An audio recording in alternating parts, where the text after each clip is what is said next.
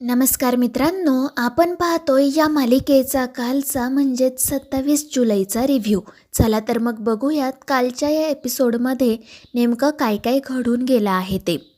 तर सगळ्यात आधी आपल्याला हे पाहायला मिळतं की नर्मदा आणि माया रुद्रकेतूंचा मृतदेह घेऊन त्या मंदिरातून बाहेर पडण्याचा प्रयत्न करत असतात. पण या सगळ्यामध्ये ती जी नर्मदा असते ना, ती खूप जास्त थकून गेलेली असते. तिला तो मृतदेह घेऊन एक पाऊलसुद्धा नीट पुढे टाकता येत नसतं. आणि त्यावेळी माया तिला समजावत म्हणत असते की सासूबाई, अजून फक्त थोडा वेळ, एकदा का आपण येथून बाहेर पडलो की मग काहीच टेन्शन नाही. पण नर्मदा खूप जास्त वैतागलेली असते. त्याचवेळी दुसरीकडे आपल्याला हे पाहायला मिळतं की अनन्याने वेदासाठी जो काही नाश्ता बनवलेला असतो तो घेऊन मीरा वेदाकडे जाते. परंतु जेव्हा वेदा तिला पाहते तेव्हा ती चिडते आणि मोठमोठ्याने आरडाओरडा करत तिला विचारू लागते की तू इथे कशासाठी आली आहेस? तुला एकदा सांगितलेलं कळत नाही का? मला तुझं तोंडसुद्धा बघायचं नाही. तू जा इथून. आणि वेदाचं हे असं बोलणं ऐकून मीराला वाईट वाटतं. ती रडतच वेदाकडे पाहत असते, तिला समजावण्याचा प्रयत्न करत असते. पण त्यावेळी वेदा म्हणत असते की मला ना तुझं काही ऐकूनच घ्यायचं नाहीये, कारण तू आणि बाबाने मिळून माझ्या अंबिका आईला मारून टाकलंय. आणि हे ऐकून मीराच्या पायाखालची जमीनच सरकते. म्हणू लागते की वेदा, अगं हे काय बोलतेस तू? आणि त्यावेळी वेदा म्हणते की मला माहिती आहे, अंबिका आईने ना मला सगळं सांगितलंय. आणि ते ऐकून मीरा आश्चर्याने विचारते, काय अंबिका आईने? आणि त्यावेळी वेदा म्हणते, हो, माझ्या अंबिका आईने. ती माझ्या स्वप्नात आली होती आणि तिनेच मला सांगितलंय की तू आणि बाबाने मिळून तिला मारून टाकले. आणि हे ऐकून मीराच्या सगळा प्रकार लक्षात येतो.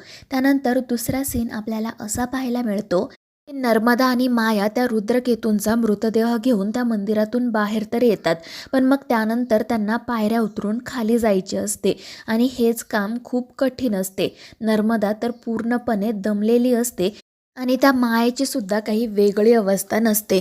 त्यांना धड श्वाससुद्धा घेता येत नसतो, पण त्या मंजिरीच्या भीतीपोटी त्या दोघीजणी कशाबशा तो मृतदेह घेऊन एक एक पायरी उतरण्याचा प्रयत्न करत असतात.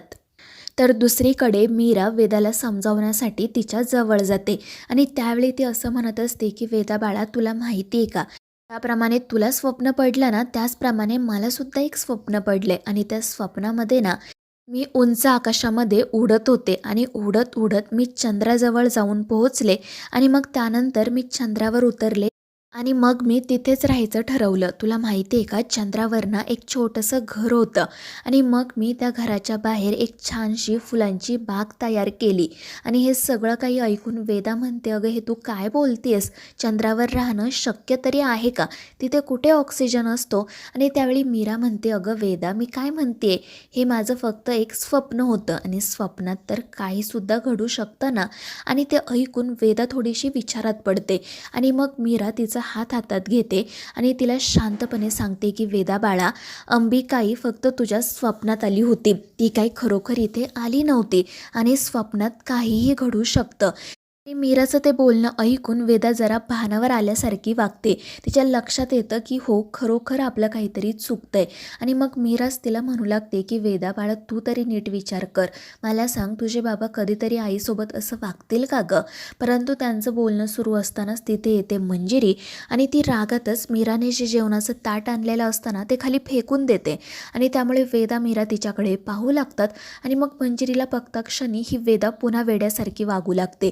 ती धावतच तिच्याकडे जाते. तिला म्हणू लागते की आजी बघ ना, ही सतत माझ्यासोबत बोलायला इथे येते, मला ही बाई अजिबात आवडत नाही.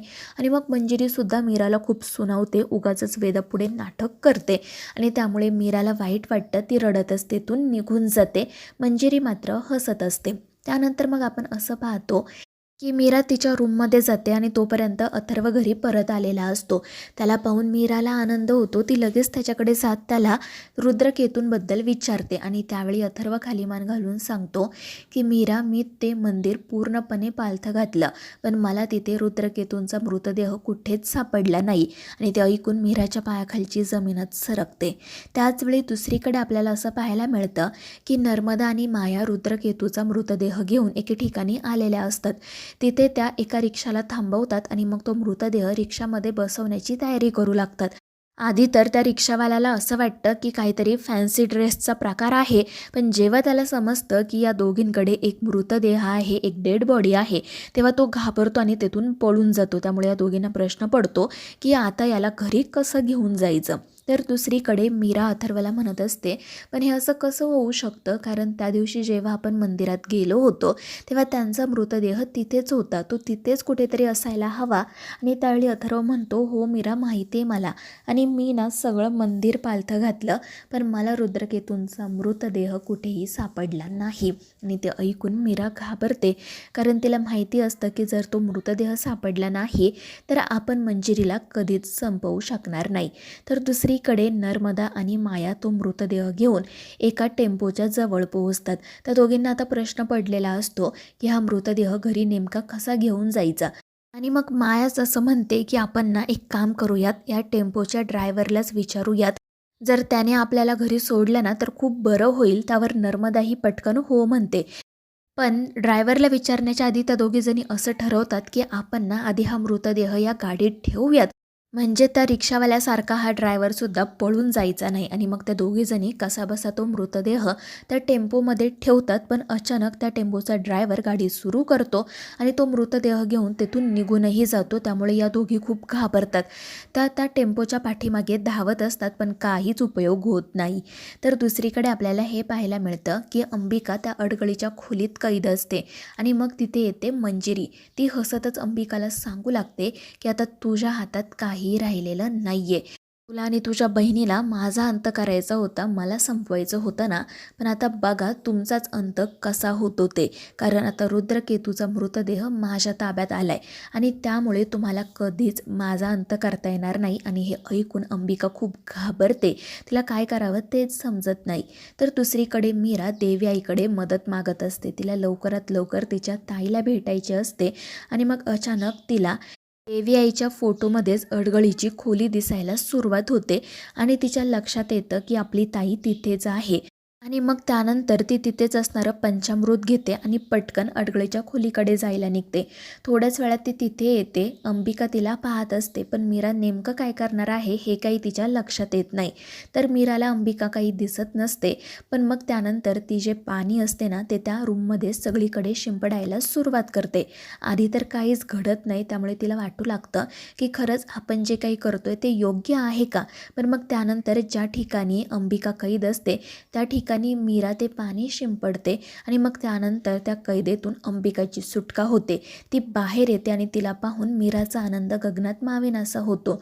दुसरीकडे मंजिरी खूप जास्त खुश असते. तिला असं वाटत असतं की आता सगळं काही आपल्याला हवं तसं घडणार आहे, जसं आपण ठरवलं तसंच सगळं होणार आहे. पण त्याचवेळी दुसरीकडे अंबिका आणि मीरा यांची पुनर्भेट झालेली असते. त्या दोघीही रडतच एकमेकींना मिठी मारत असतात. आणि तेव्हाच इकडे माया धावत पळत घरी येते आणि मंजिरीला त्या रुद्रकेतूच्या मृतदेहाबद्दल सांगते. तर मित्रांनो, या मालिकेच्या पुढील भागांमध्ये आता नेमकं काय काय घडणार आहे हे जाणून घेण्यासाठी आपल्या चॅनेलला सबस्क्राईब करा.